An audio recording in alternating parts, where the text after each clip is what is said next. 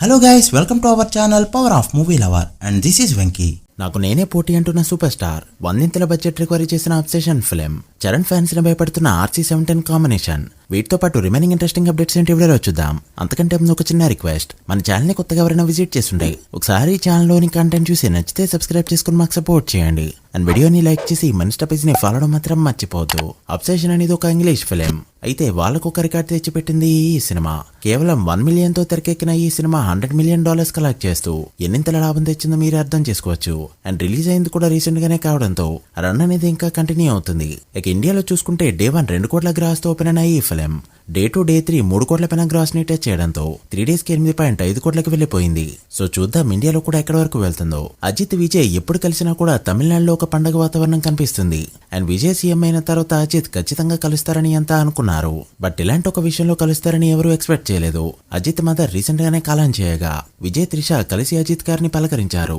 ఇది మాత్రం ఎవరు ఎక్స్పెక్ట్ చేయని థింగ్. రామ్ చరణ్ ఫ్యాన్స్ కలలో కూడా తలుచుకునే కాంబినేషన్ మళ్ళీ రిపీట్ కానుంది. ఒక 2 బిగ్గెస్ట్ డిజాస్టర్స్ ఇచ్చిన combination Vinay Vidyarama and Game Changer. Bruce Lee తర్వాత ధ్రువతో కంబ్యాక్ ఇచ్చిన చరణ్ పేర్ ఖచ్చితంగా వినయ్ విద్యారామ తర్వాత గేమ్ చేంజర్ తో కంబ్యాక్ ఇస్తారనుకున్నారంతా.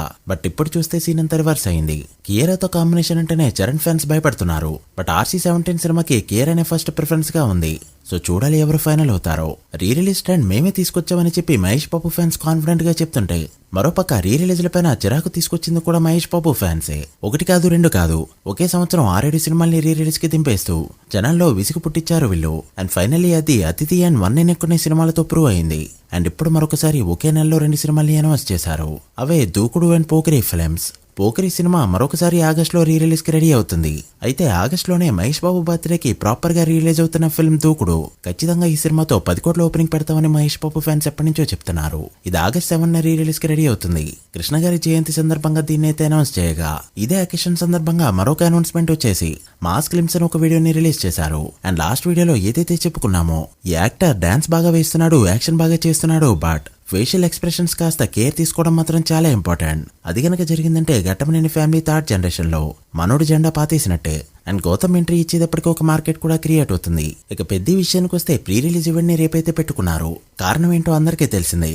ఆదివారం IPL మ్యాచ్ ఫైనల్ ఉండడంతో ఖచ్చితంగా ఈవెంట్ పెడితే ఎవరూ చూడరు. సో ఉస్తాద్ భగత్ సింగ్ లా కాకుండా రిస్క్ అయినా కూడా మండే రోజు పెట్టుకున్నారు.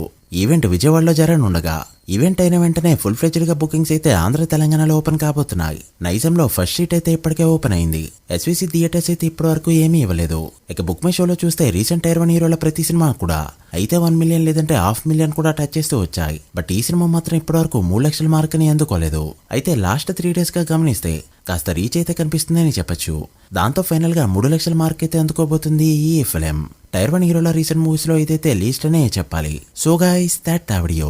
ఇవి ఇప్పటివరకు ఇంట్రెస్టింగ్ అప్డేట్స్. పెద్ద దూకుడు పోకిరి డే 1 ఎంత నెంబర్స్ పడతాయి అనుకుంటున్నారో కామెంట్ చేసి వీడియో నచ్చితే లైక్ చేసి మీ ఫ్రెండ్స్ ఫైల్ నెంబర్స్ కి షేర్ చేయండి. మరొక ఇంట్రెస్టింగ్ వీడియోతో మళ్ళీ కలుద్దాం. అప్పటి వరకు signing off. Power of movie lover. Thank you.